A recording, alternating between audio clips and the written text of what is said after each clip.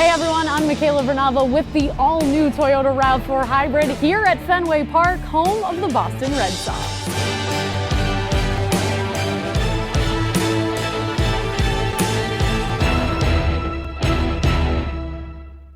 This famous wall brings a heck of a lot of personality to Fenway Park, but imagine in its earliest days it was simply a tall wooden fence, and it wasn't even green. Before it was dubbed the Green Monster, this was known simply as the Wall. There's a lot more than meets the eye when it comes to this icon, so with the help of the all-new Toyota RAV4 Hybrid, let's know the unknown about the Green Monster.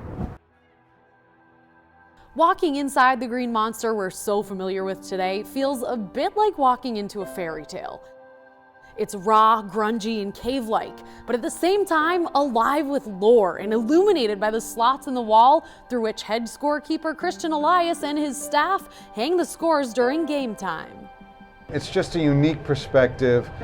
I feel very much a part of the game just because I'm so close to the action, I'm so close to the left fielder. Even with all the fantastic new electronic video boards that we've added and panels and all, that manual scoreboard is still such a distinctive feature. Ball players know all too well that the monster we've come to know and love today is much more than just a giant green icon. In fact, there's an old spin-off on a biblical verse that's known in Red Sox Nation: "The wall giveth, and the wall taketh away." We've seen hitters absolutely smoke a ball, hit on a line drive that clangs off that wall for either a single or a double. The flip side of that, of course, is there are oftentimes high fly balls that would be a routine out in other ballparks that go over the monster and are home runs. In its infancy, Fenway Park's 25-foot wooden left field wall was structurally supported by a 10-foot incline. This oddity in the playing field, which presented significant challenges for players, earned the nickname Duffy's Cliff, after Red Sox outfielder Duffy Lewis became king of this little hill when he learned to maneuver it seamlessly. They said he got to the point where he could master Duffy's Cliff with the agility of a mountain goat. Duffy's Cliff was also used to seat fans of overflow crowds in a roped-off area, but all of this changed in 1934.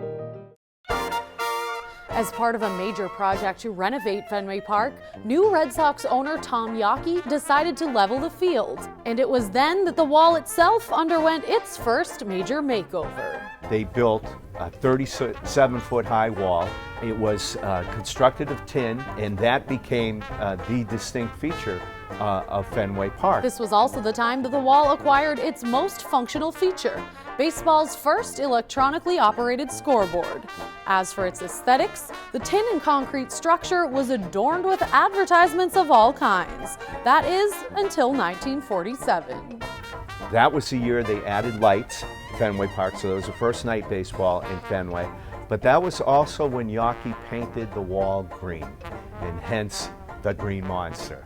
The Green Monster's last major makeover came in 1976, when its tin panels were traded out for plastic and padding. At this time, the electronically operated scoreboard was swapped for a manual one located in the middle of the wall, and its operators have been on their toes ever since. And a lot of times during batting practice, still after all these years, we'll be setting up and a ball will smash off that scoreboard and we'll jump 3 or 4 feet. But don't worry, while the scorekeepers may have to deal with the noise and the unpredictable New England elements, they hardly get lonely, as the monster is as beloved by the players as it is by fans. It's become sort of a tradition for a lot of the guys to come back, either check in. They like to come and see where they signed the wall and see if it's still there. And all the players have been really great. Thanks for joining us, and be sure to check back on NESN.com to see how far we take the all-new Toyota RAV4 Hybrid.